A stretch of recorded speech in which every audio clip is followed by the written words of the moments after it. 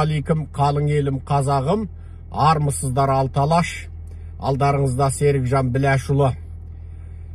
Наурыз мерекесі құтты болсын. Қазақтың жаңа жылы қазаққа жақсылық алып келсін. Осы Наурыз мерекесін тойлаушы тұтас алталаштың баласына ендігі Наурызда жаңа еркін, азат, демократиялы Қазақстанда Наурызды тойлауды несіп қысын. Біз қазақ халқын ғасырлар бойы езіп келе жатқан орыс отаршылдарынан құтылудың аз алдында тұрмыз. Біз қазақ халқының шығыс территориясын басып алған Қытай отаршыларынан да құтылатын күнге жақындап келе жатырмыз. Қалың елім қазағымның саяси сауаты көтеріліп келе жатыр. Қалың елім қазағымның алталашымның көкірек көзі ашылып келе жатыр. Отаршылдардың итаршылары болған Назарбаевтың әулетінен де біртіндеп құтылып келеміз. Бірақ иттің итақайы болған, Назарбаевтың итаршысы болған Тоқаевтың режимінен тура осы 2023 жылы құтыламыз деп үміт етемін. Қалың елім қазағым, болашаққа үмітпен қарайық. Жақсылық келе жатыр. Біз қазақ халқын ғасырлар бойы езген, зұлымдықта жасаған, қазақ халқын қынадай қырып келе жатқан, бізге адамзат баласында сирек кезігетін барлық геноцидтерді жасаған отаршылдардың тәрбиелеген итаршыларының езгісінде өмір сүріп жатырмыз.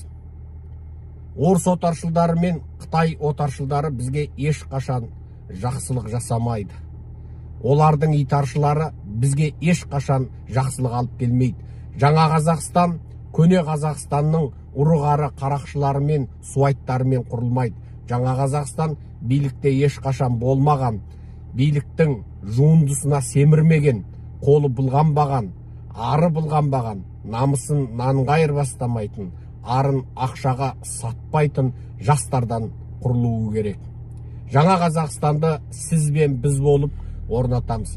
Қазақстанда батыстық демократиялық үлгідегі барлық адамдық құқықтың нормалары сақталатын, шын мәнінде заң салтанат құрған, әділ сот болатын, тәуелсіз сот жүйесі болатын, заң атқарылатын, баспасөз еркіндігі болатын, азаматтардың барлығы әділ сайлауға қатыса алатын, және әр азамат мемлекеттің барлық істерінде азат еркін өз ойын білдіре алатын және қатыса алатын, ұлттың мемлекеттің тағдырын әрбір азамат өзі белсенді болып шеше алатын, шын мәнінде ешқандай қудалау, репрессия, қан төгіс болмайтын, шын мәніндегі тәуелсіз, жаңа, демократиялы, азат Қазақстанды құрып шығу сіз бен біздің мойнымызда.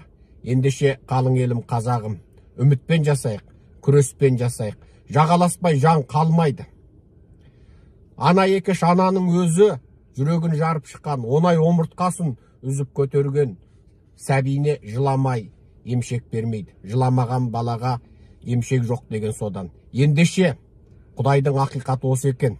Қарекет қылмай берекет болмайды. Күресейік, саяси сауатымызды көтерейік, тұтас қазақ болып ұйысайық. Мынау отаршылдардың итаршыларынан түбегейлі арылып, жаңа еркін, шын мәніндегі азат, тәуелсіз Қазақстанды құрып шығайық. Мерекелеріңіз құтты болсын.